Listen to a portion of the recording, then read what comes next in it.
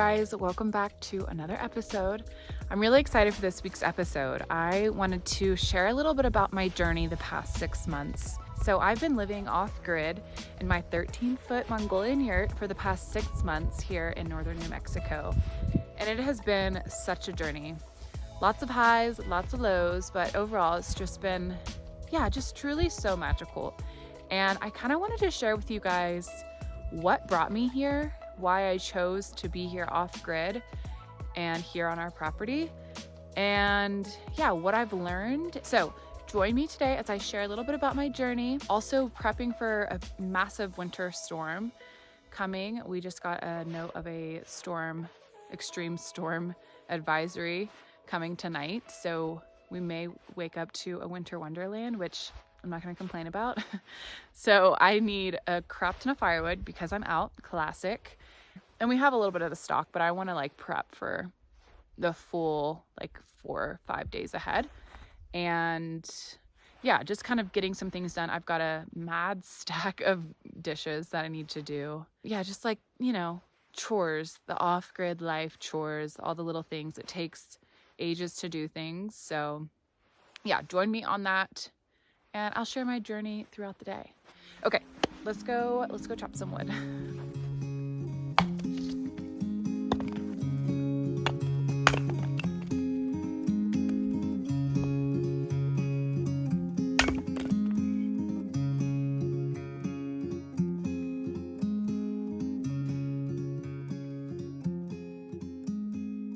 So one thing I've learned over this past 6 months is the amount of wood you go through. I am by myself and I have a very small potbelly stove.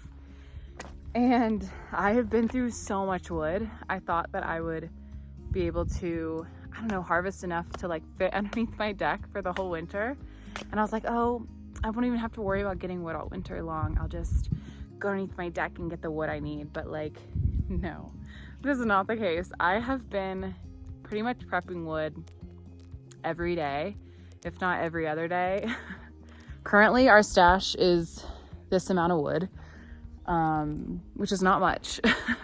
That'll literally probably last 2 days between Kelly and I. With this big storm coming, I'm just chopping away. We're gonna have a nice big stash, which will be really great. So going to keep on chopping and prepping. It's a great workout, honestly, so I don't mind. And this winter has been so mild.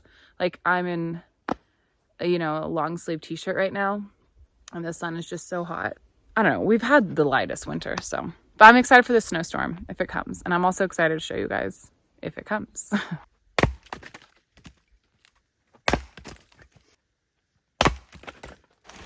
So the reason I'm here, it all started about 6 months ago, and my brother and I came here to visit our property completely raw. There was nothing on it.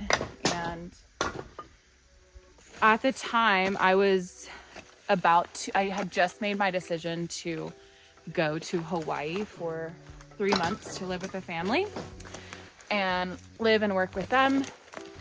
And I was stoked. It felt like a really exciting new chapter. But I got to the property and I was sitting underneath the trees over there where my hammock now is. And I was just sitting in stillness, total quiet, watching birds fly by and just sitting fully grounded. And it was like the trees were hugging me and telling me to stay. Yes, I was excited for my decision to go to Hawaii, but it wasn't this 100% body yes that I was getting for that. And then this happened and I was like, oh, this is a 100% body yes that I need to be here. And so I just knew in that moment that I needed to be here full time and figure out a way to get live here, not in my truck. And the past, I would say probably 4 or 5 months prior to when this was happening, last summer, I was deeply craving a physical home space. I had been traveling for about 2.5 years and it was so fun, and I wasn't craving any physical home space during my travels, but for some reason last summer I was like, I need home, I need a physical space. So with all of that unpacked, and then I came here and that happened, it was like everything that I'd been manifesting and desiring and dreaming and praying about was like, Mother Earth was like, okay, no, this is it, this is your home space. So that is why I'm here. That is what brought me here, was that one stillness, meditative state grounding session that I had over there, where Mother Earth was like, no, this is what you need. And also my intuition kind of like kicked in. It was like a deep knowing within too. Nah, it's been awesome. It really has been a very eye-opening experience. Just very real, very raw. And it feels good when you're living off the land and relying on Mother Earth to provide for you. The dead trees are all my heat, my firewood. So yeah, it's like just living raw and with the land is just so special. So I'm loving it. Don't get me wrong, there are good days and there are very bad days. It's not all like butterflies and rainbows. It's a job, it's hard, but it is very, very rewarding.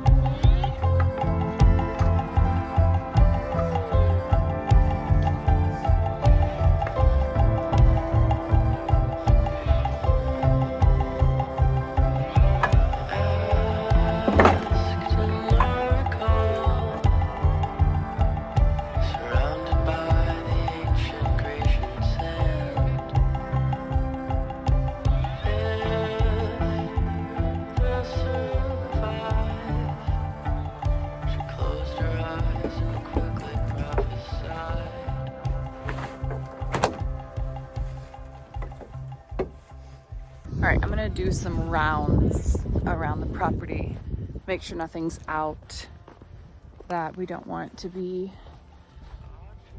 filled over. What's the word? Hey, Ricky. That we don't want to be, God, what's the word? Buried. Okay, that took way too long. Anyways, I'm making sure we don't have anything that we don't want buried in the snow, because yeah, we don't want that. I also want to show you guys where the tree little area is that I was telling you about. This is it. Beautiful magical trees. Underneath here is where they told me to stay. No, I'm serious. It was really magical. I don't know, I just love it. Now I can sit here in my hammock and just chill. Yeah. These trees are so old, and you can just tell by the way it is. Look at this. This is an aspen. You can tell that it's an aspen tree because of the way it is. Wow. Look at them. They're so pretty. Like, look at the way this one is totally curved. I'm filming on my front camera, which feels kind of weird. Anyways, so yeah, that's the zone. So pretty. But let's go down here to the bathtub, the little hot tub, and see if there's anything out. Yes, there is. And there's used water in there. That's disgusting. That's mine. We just don't like to drain it right away because we're like, oh, maybe we can use it for something. Because we've got lack of water here, but obviously, there's a dead mouse in it. Wait, there's no way that's a mouse. Oh my God, I kind of want to show you guys. I think that's a mouse. Oh, frozen. Oh my God. It is, you guys. It's a mouse. I'm going to show you. So this is a fair warning, trigger warning. If you don't like to see dead animals, it's tiny. It's just frozen on the top. I'm going to show you. There's a dead little mouse. Poor guy. He was just trying to come get some water. Maybe. Yeah, I'll get it out. Well, little Mousy died. Honestly, extremely sad. Like, the top of his head is out of the frozenness. So sad, he just wanted water. I feel really bad. I need to get this out before I keep looking at it. This is nasty. It's my fault. I left the water in here because I was like, oh, I'll use it for something like to boil it, and I don't know, you can use it for like rinsing something off. Obviously nothing like hygienic because it's used water, but like I don't have a garden yet, but I probably would use this water for a garden, honestly. But I just haven't been because I don't need the water right now. I need fresh, clean water. All right, anyways, let me get this mouse out of here. An ice block and drain this, pick up the stuff, and then we'll pop back up and keep wandering around the property, getting some things totally cleaned up.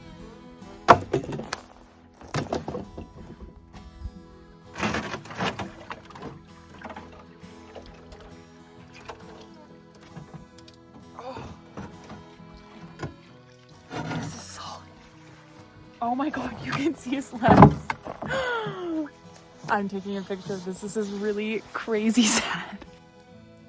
Little Mousy didn't make it out of the frozen water. Really sad. Poor guy. He was swimming for all of his life.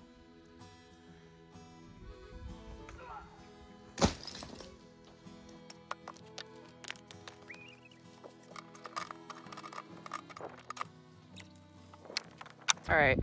Cleaned that stuff up. Gathering tools so they're not buried. But another thing I learned this past 6 months is running water. Like, I know you need water to live, right? And I was like, oh, we'll be fine. Like, I'll just haul in 6-gallon totes and it'll be fine. And it is fine. And it does work. And that's easy. But the amount of water that you go through for anything, like the amount of water you go through for dishes, just the use of water in general. So one of my biggest things is like, yeah, just saving up now for a well, and or just being more prepared with water totes, or creating, you know, a rain catch system or something. So yeah, water. I don't really know what I'm explaining about what I learned. It's just the fact that like we use a lot of water and we need a lot of water to live. So be very thankful for your water and your running water, people, because I miss running water. And don't mind our garage right now. It's a mess.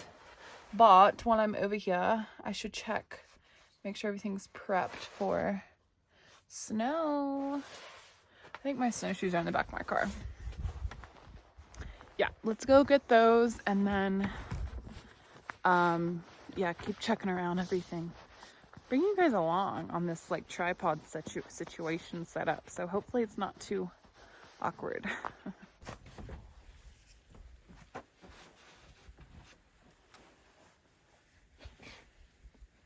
Like these might be best for if it's bringing them both. Okay, speaking of water, I'm going to take the next 30 minutes or so and get all of our water tanks filled up, so that way if this water freezes in here, we at least have these smaller tanks to keep inside our homes to keep them warm. And yeah, so water time.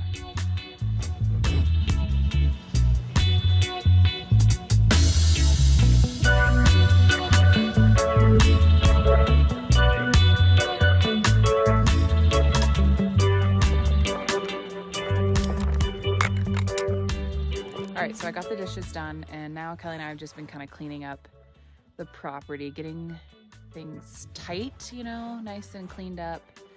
I need to put away the dishes and prepare all my like kindling, fire starters, all that stuff.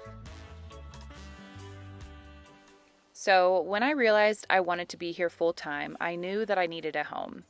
I was searching for tiny homes, but I wasn't in the best financial position to purchase a ready-made tiny home, let alone buy materials and build one solo in time for winter. So I continued to research additional alternative tiny homes, and yurts kept coming up. I fell in love immediately, and I found a company that sells yurts made in Mongolia, and that idea to me was just so special. I also sadly could not afford one of those, so I turned to Facebook Marketplace and found a yurt from a family letting it go. It just so happened to be from the same company I was originally looking at. It all fell into place, so I drove, picked up the yurt, stuffed it in the back of my truck, and drove it here to our property. I saved what I could and purchased some materials to build a very simple deck to put my yurt on. So yeah, this is my tiny home, my Mongolian yurt.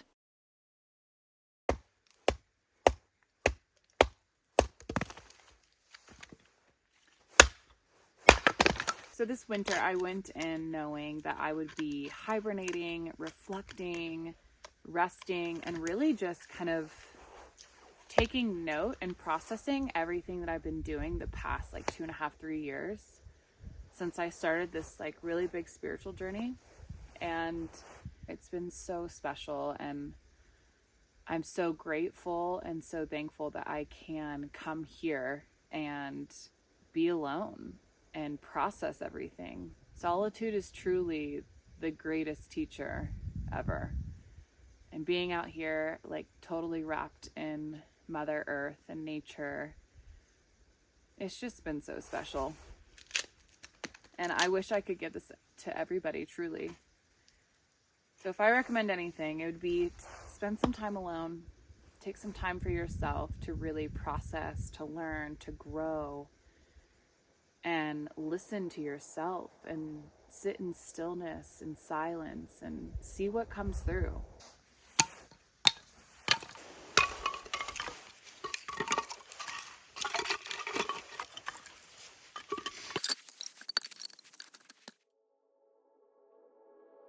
I've spent months reflecting on everything. There were moments of loneliness and moments of overwhelming peace. But through it all, I kept coming back to the one truth. I'm exactly where I'm meant to be. And if I've learned anything, it's this. Trust yourself, trust the timing of your life, even when it feels uncertain, and even when it doesn't make sense. I've listened to my intuition more times than I can count, and it's guided me toward the unknown, and it's led me here. And while this path isn't always easy, I know with every fiber of my being that it's right. As winter fades and a new season approaches, I feel ready to keep following my own path and embrace the unknown, ready to inspire you to do the same, because this life is yours. If something feels off, listen to that feeling. Just because things aren't happening as quickly as you'd like doesn't mean they aren't happening. Your path is unfolding exactly as it's meant to. No one to compare to, no one else's timeline to follow. So trust yourself, trust your vision. Everything is coming together in ways you can't yet see.